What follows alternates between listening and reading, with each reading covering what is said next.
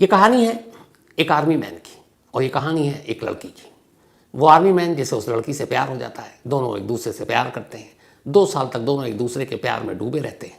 लेकिन 2 साल बाद पूरी ज़िंदगी अचानक दोनों की ही बदल जाती है। ये कहानी 28 अगस्त रात 8:30 बजे से शुरू होती है। नागपुर की रहने वाली ज्योत्सना प्रकाश, जिसकी उम्र करीब 30 साल, नागपुर शहर में ही एक ऑटोमोबाइल शोरूम में काम किया करती थी और अपनी एक दोस्त के साथ एक पीजी में रहा करती थी। 2 साल पहले ज्योत्सना की नागपुर में रहने के दौरान ही एक नौजवान से मुलाकात होती है और धीरे धीरे मुलाकात दोस्ती में बदलती है और दोनों में प्यार हो जाता है। बाद में पता चलता है कि उस नौजवान का नाम है अजय वानखेड़े। अजय वानखेड़े इंडियन आर्मी में एक आर्मी मैन और इत्तेफाक से नागालैंड में उसकी पोस्टिंग, और वो एक फार्मेसी डिपार्टमेंट में उसकी पोस्टिंग थी। आर्मी में भी मेडिकल, डॉक्टर, ये सारी चीज़ें होती। तो नागालैंड में पोस्टिंग थी। जब भी छुट्टी मिलती अजय वानखेड़े नागपुर आता और फिर ज्योत्सना और वो दोनों मिलते। जब वो नागालैंड में होता तो फ़ोन पे बातें होती लंबी लंबी। लेकिन ये सारी बातचीत का सिलसिला 28 अगस्त की रात अचानक टूट जाता है। 28 अगस्त यानी अक्टूबर का महीना है, लगभग 2 महीने पहले की बात है। रात के 8:30 बजे थे। ज्योत्सना तब अपनी रूममेट के साथ थी पीजी में। तभी उसके मोबाइल पे कॉल आता है। ये कॉल अजय वानखेड़े की माँ के मोबाइल के नंबर से आया था। अजय के साथ चूंकि इश्क था, प्यार था, दोस्ती थी, उसकी माँ का नंबर भी पता था, माँ के बारे में भी जानती थी। तो फ़ोन आता है। अजय उससे कहता है कि चलो आज मिलते हैं, कहीं बाहर डिनर करते हैं। ज्योत्सना तैयार, खुश, और क्या, क्योंकि उसे मालूम है कि अजय बहुत कम आता है, नागपुर छुट्टी मिलती नहीं है आर्मी में, तो वो अपनी ड्यूटी पर रहता है। तो अब वो आता है और उसके बाद ज्योत्सना को अपने साथ लेता है। एक ख़ास जगह पर उसने बुलाया था, एक पॉइंट था वहाँ पर, और फिर वहाँ जाने के बाद वो दोनों साथ होते हैं। उसके बाद रात बीतती है। 28 से 29 अगस्त हो गई, लेकिन रात वापस ज्योत्सना अपने घर नहीं लौटी, पीजी में। अब इधर इससे पहले भी ज्योत्सना कई बार बाहर गई, लेकिन लेट नाइट आ जाती थी क्योंकि सुबह उसे काम पे जाना होता था। लेकिन जब देर रात हो गई 28 अगस्त को, लौटी नहीं, तो उसकी दोस्त को फिक्र हुई। उसने ज्योत्सना के मोबाइल पे कॉल करना शुरू किया। घंटी बज रही है, ज्योत्सना फ़ोन नहीं उठा रही है। उसे लगा कि शायद नहीं आएगी, हालांकि ऐसा हुआ नहीं था इससे पहले। फिर भी उसने इंतज़ार किया और उसके बाद सुबह हो गई। अब सुबह भी ज्योत्सना नहीं लौटी। उसने पता किया उसके शोरूम में कि वो काम पर गई है कि नहीं, तो पता चला कि वहाँ नहीं आया, और कभी वो एब्सेंट होती नहीं थी, बहुत ही जिम्मेदारी से अपना काम करती थी। तो अब दोपहर हो गई, शोरूम से भी पता चला कि वो पहुँची नहीं है। अब उसकी दोस्त को फिक्र हुई। तब उसने पहली बार ज्योत्सना के घर वालों को फ़ोन किया, चूँकि दोनों पीजी में एक साथ थे, एक दूसरे के फैमिली का इमरजेंसी के नंबर रखते थे एक दूसरे के लिए। तो फैमिली को फ़ोन करके वो सारी बात बताती कि ज्योत्सना कल रात 8:30 बजे गई है, उसका मोबाइल उसके बाद से बच तो रहा है लेकिन उठा नहीं रही है, और आज वो काम पर भी नहीं गई है। घर वाले ये सुनते हैं, बदहवास नागपुर पहुँचते हैं। उसके बाद जाकर पुलिस स्टेशन में ज्योत्सना की गुमशुदगी की रिपोर्ट लिखा देते हैं। अब 30 साल की ज्योत्सना पुलिस भी रिपोर्ट लिखती है, और अपनी पुलिस वही है कि जब तक कुछ बड़ा जब तक नहीं हो जाता तब तक वो कहाँ कुछ करती है। तो पुलिस ने भी खानापूर्ति के तौर पर रिपोर्ट लिख लिया। कहा कि लड़की आपकी बड़ी है, बालिग है, समझदार है, पढ़ी लिखी है, कहीं दोस्त के साथ गई होगी, लौट आएगी। घर वालों को भी ये था कि ज्योत्सना लौट आएगी क्योंकि मोबाइल बज रहा है। अब पुलिस ने रिपोर्ट लिख लिया, लेकिन कार्रवाई कुछ नहीं की। 20 दिन बीत गए। 28 अगस्त की बात थी। अब लगभग करीब 20 सितंबर के आसपास की तारीख आ जाती है, लेकिन ज्योत्सना का कोई सुराग नहीं मिलता है। इधर ज्योत्सना के घर वाले लगातार उसे ढूंढ रहे। उन्हें ये फिक्र है कि अगर वो कहीं गई भी है तो शायद कॉल करे, कभी मैसेज करे, लेकिन ना फ़ोन, ना कॉल, और वो जो घंटी बज रही थी वो भी बंद। तो घर वालों को फिक्र हुई, वो पुलिस के पास पहुंचते हैं 20 दिन के बाद मिसिंग रिपोर्ट दर्ज कराने के, और कहते हैं कि साहब आपने अब तक ढूंढा नहीं। अब पुलिस को भी लगता है अच्छा 20 दिन हो गए वो लौटी नहीं, उन्हें भी लगा कि यार कुछ अब तो करना चाहिए। तो घर वाले आप कहते हैं कि हमें शक है कि उसको किडनैप कर लिया गया। पुलिस को भी लगा कि एक लड़की बालिग, जवान, पढ़ी लिखी, कोई खबर नहीं, तो हो सकता है किडनैपिंग का मामला, और कल को कुछ हाई प्रोफाइल केस निकल गया तो पुलिस की तो फजीहत हो जाएगी। तो दबाव के में आकर पुलिस ने फिर किडनैपिंग का केस 20 दिन बाद ज्योत्सना का दर्ज कर लिया। अब पुलिस सीरियसली तफ्तीश शुरू करती है। जब तफ्तीश शुरू करती है तो सबसे पहले ज्योत्सना का मोबाइल का लोकेशन कहाँ है, 20 दिन पहले भी वो पता कर सकती थी, लेकिन तब नहीं किया। अब जब पुलिस ने पता करना शुरू किया तो बड़ी अजीब चीज़ देखी। मोबाइल के पैटर्न के हिसाब से कॉल और लोकेशन। उसने देखा 28 अगस्त को नागपुर में लोकेशन था, 29 अगस्त को फिर वहाँ से कहीं पुणे, फिर 30 अगस्त को कहीं और, महाराष्ट्र के अलग अलग शहरों में और अलग अलग डिस्ट्रिक्ट में ज्योत्सना का मोबाइल लगातार एक्टिव था। वो सारे टावर बता रहे थे कि कब कहाँ कहाँ है। पुलिस को लगा कि शायद वो घूमने गई, लेकिन ये बात अजीब थी कि फैमिली से वो कांटेक्ट क्यों नहीं कर रही। अब पुलिस की परेशानी थी कि भाई लोकेशन अलग अलग जगह पर है, अलग अलग मतलब डिस्ट्रिक्ट में, शहर में, और वो खुद कहाँ है पता नहीं है। आसपास पता गया कि कहीं कोई लाश मिली, लावारिस लाश, या कोई गुमशुदा लड़की, उसमें भी कहीं कुछ पता नहीं। अब पुलिस के हाथ हर तरफ से खाली, और इधर अब घर वालों का दबाव बढ़ता जा रहा है, क्योंकि जैसे जैसे दिन बीत रहे हैं, अगर किडनैपिंग का केस है तो किडनैपिंग में सबसे ज़्यादा खतरा इसी बात का होता है कि वक्त पे अगर आप न छुड़ा पाए तो फिर सामने वाले की जान को खतरा होता है, क्योंकि किडनैपिंग के केस में ज़्यादा दिन तक एक जिंदा इंसान को बंधक बनाकर रखना सबसे मुश्किल काम होता है। कॉल डिटेल देख लिया पुलिस ने, पूछा किसी और से दुश्मनी ये वो कुछ नहीं। अब इसके बाद पहली बार पुलिस उस लड़की से भी पूछताछ करती है जो उसकी रूममेट थी, पार्टनर। उससे पूछती है कि अच्छा उस दिन बताओ 28 अगस्त लाश देखा गया, कहाँ गई, क्या बताया? उसने कहा ये नहीं बताया था कि किसके साथ गई, बस एक कॉल आया था उसके बाद चली गई। अब पुलिस ने वो सारे कॉल निकाले, उसमें भी कई नंबर थे। फिर पुलिस ने तब तक उस सारे कॉल को कहा कि इसके डिटेल निकाल, इसके लोकेशन निकालो, और उससे पूछा कि अच्छा आप ज्योत्सना के बारे में बताओ। तब उसने बताया कि सर एक लड़का है जिसके साथ ज्योत्सना रिलेशनशिप में है। पूछा गया भाई क्या नाम है, तो पता चला कि उसका नाम अजय वानखेड़े है और वो इंडियन आर्मी में है और नागालैंड में पोस्टेड है। उधर जब मोबाइल की कॉल डिटेल निकाले गए तो पता चला कि 28 अगस्त की रात जो आखिरी कॉल आया था ज्योत्सना के मोबाइल पर, वो अजय वानखेड़े की माँ का नंबर था। तो अब दो चीज़, एक रिश्ता दोस्त ने बनाया, दूसरा मोबाइल दोस्त ने बनाया। अब जब ये दोनों चीज़ें पता चली तो आगे की पूछताछ के लिए पुलिस ने कहा कि भाई अजय वानखेड़े से पूछताछ कर लेते हैं। पता चला कि अजय वानखेड़े तो वापस पहुंच गया नागालैंड और अपनी ड्यूटी ज्वाइन कर चुका है। पुलिस ने नागालैंड में इंडियन आर्मी के उस टुकड़ी से जो भी जहाँ वो काम करता था उनसे कांटेक्ट किया, अजय वानखेड़े के बारे में पूछा, तो पता चला कि अजय वानखेड़े है तो वहीं लेकिन हॉस्पिटल में एडमिट है। पूछा गया क्यों, तो पता चला कि उसको शुगर है और भी कुछ चीज़ें हैं और वो काफ़ी दिनों से एडमिट है। पुलिस को लगा ये क्या मतलब अजीब इत्तेफाक है कि इधर वो गायब है उधर वो एडमिट है, इन दोनों का कनेक्शन क्या है। फिर भी पुलिस ने कहा कि भाई उससे पूछताछ करनी, उन्होंने आर्मी से परमिशन मांगी, हमें पूछताछ करनी है। आर्मी ने कहा हम आपको सपोर्ट करेंगे भैया जो करना है। तो उन्होंने कहा ठीक है, जैसे ही वो डिस्चार्ज हो हॉस्पिटल से आप हमें इतला कर दीजिएगा, हमारी टीम पहुंच जाएगी। आर्मी ने कहा ठीक है। नागपुर पुलिस के कंसल्ट जो भी थे उनका नंबर रख लिया। अब इसके बाद नागपुर पुलिस हाथ पे हाथ धरे हुए कि उधर से कॉल आए, इन्फॉर्मेशन आए तो हो जाए। तभी एक दिन कॉल आया, लेकिन ये कॉल और भी ज़्यादा हैरान करने वाला था। नागालैंड की उस जिस हॉस्पिटल में एडमिट था आर्मी के ही, वहाँ से फ़ोन आया कि भाई वो उसकी तबीयत तो ठीक नहीं थी, एडमिट ही था, लेकिन अचानक वो हॉस्पिटल से गायब हो गया है और वो हॉस्पिटल में है नहीं। अब नागपुर पुलिस को ये बात बड़ी अजीब लगी कि हॉस्पिटल में था, भाग गया। उसे ये भी पता है कि पुलिस को पूछताछ करनी है, फिर भी पुलिस को लगा कि भागा नहीं होगा, आएगा।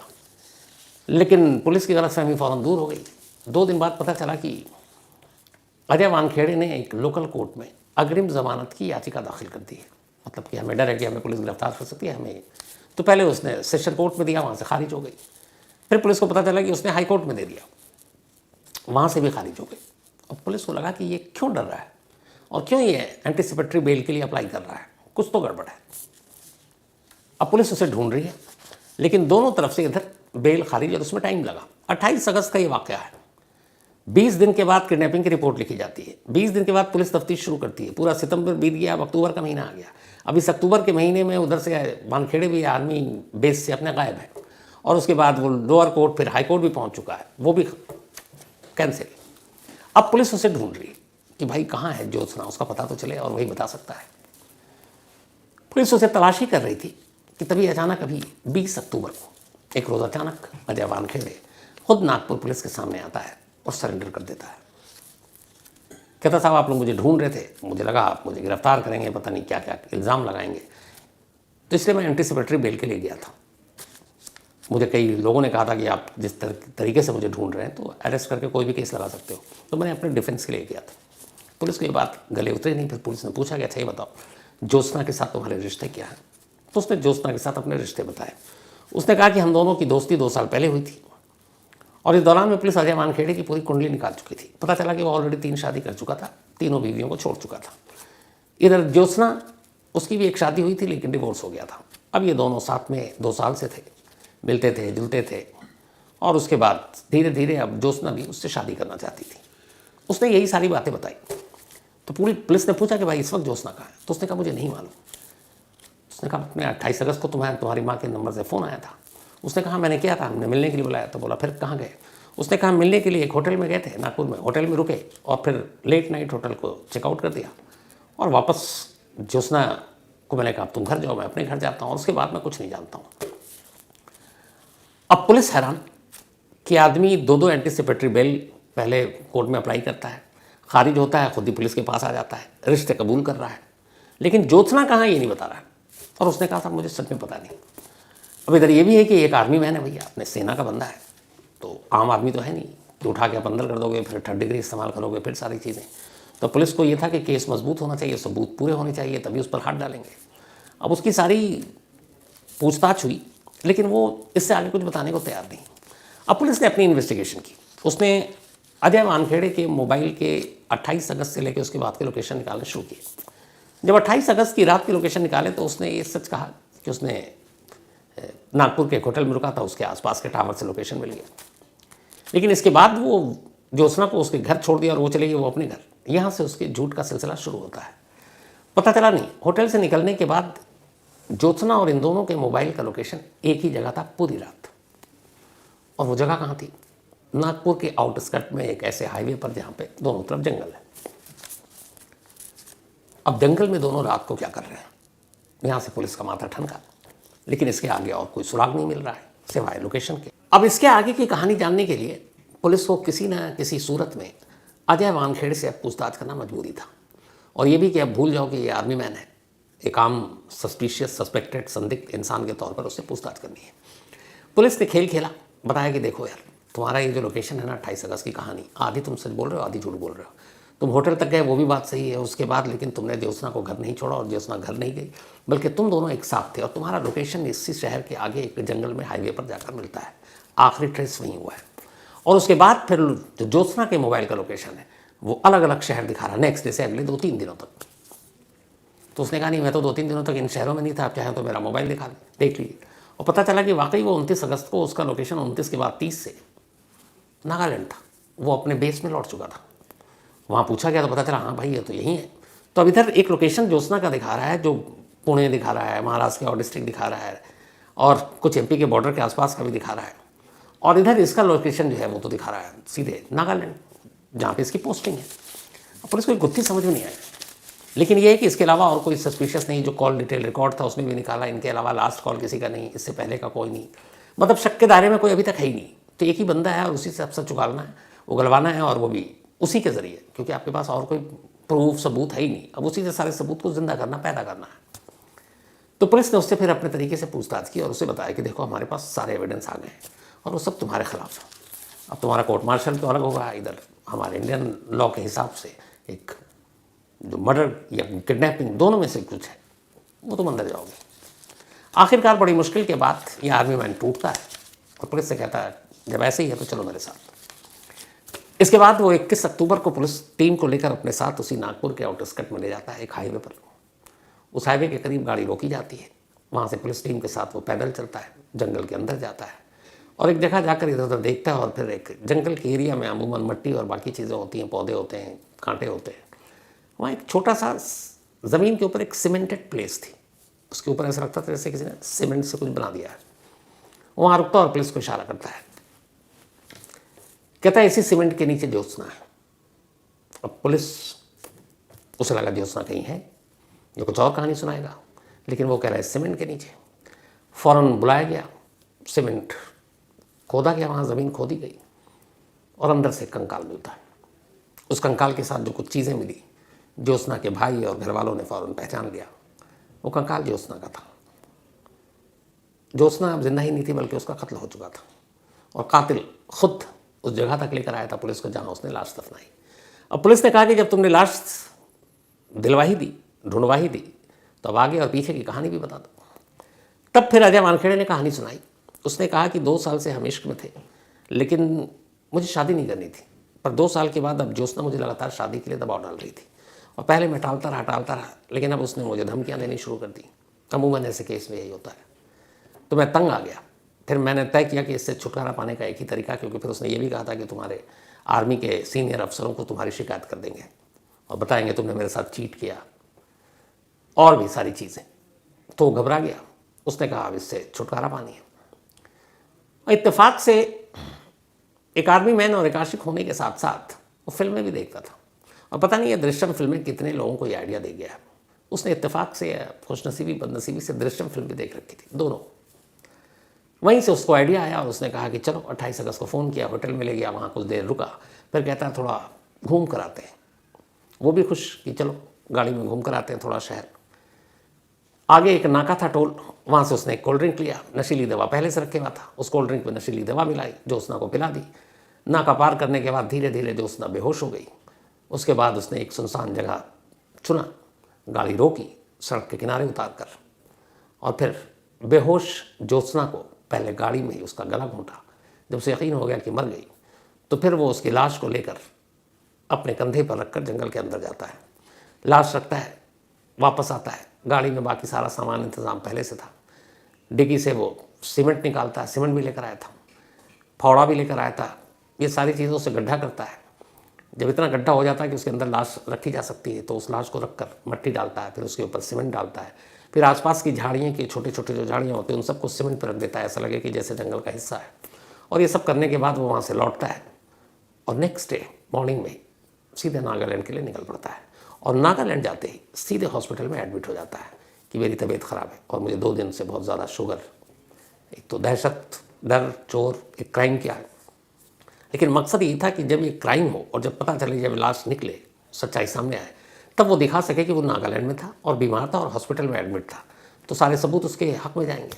दूसरा दृश्यम से उसने ये जो आइडिया लिया, जब ये सब कुछ कर लिया उसने, तो उसके बाद ज्योत्सना का मोबाइल उसने अपने पास रखा और ज्योत्सना के उस मोबाइल को लेकर वो फिर लौटा। और नाका और टोल के पास अमूमन गाड़ियाँ रुकती हैं, टोल जब आप हटाते हैं तो वहाँ उसने गाड़ी रोकी, गाड़ी रोककर थोड़ी देर इंतज़ार किया। फिर उसने उन ट्रकों की तरफ ध्यान दिया जो ट्रक लंबी लंबी दूरी पर जाते हैं, पता चल जाता है सामान लोडेड है। फिर उसने ऐसी एक नेशनल परमिट वाले ट्रक को देखा जो टोल पे खड़ा था। वो चुपचाप से ट्रक के पीछे गया, रात का अंधेरा था, मोबाइल को साइलेंट मोड पे डाला जो ज्योत्सना के, और उस ट्रक के अंदर उस मोबाइल को फेंक दिया। अब जहाँ जहाँ ट्रक वहाँ वहाँ मोबाइल का लोकेशन। यही करना था कंफ्यूज पुलिस को कि ज्योत्सना अभी यहाँ है, अभी वहाँ है, अभी वहाँ है, अभी यहाँ है, जबकि कातिल कहीं नहीं है। वहाँ के बाद सीधे नागालैंड में है और अस्पताल के बिस्तर पर है, तो कोई भी सबूत उसके खिलाफ जा ही नहीं सकता। तो वो ज्योत्सना का मोबाइल जो घूम रहा था उस चलते ट्रक में, उसी ने पुलिस को उलझा दिया कि इसका लोकेशन तो अभी यहाँ, अभी यहाँ, अभी यहाँ। और जब लोकेशन है तो इसका मतलब है वो जिंदा है, घूम रही है, ठीक है। और इसी लापरवाही ने इस केस को, कहाँ 28 अगस्त का मामला था और 20 अक्टूबर को ये केस वर्कआउट हुआ है। लगभग 2 महीने बीत गए।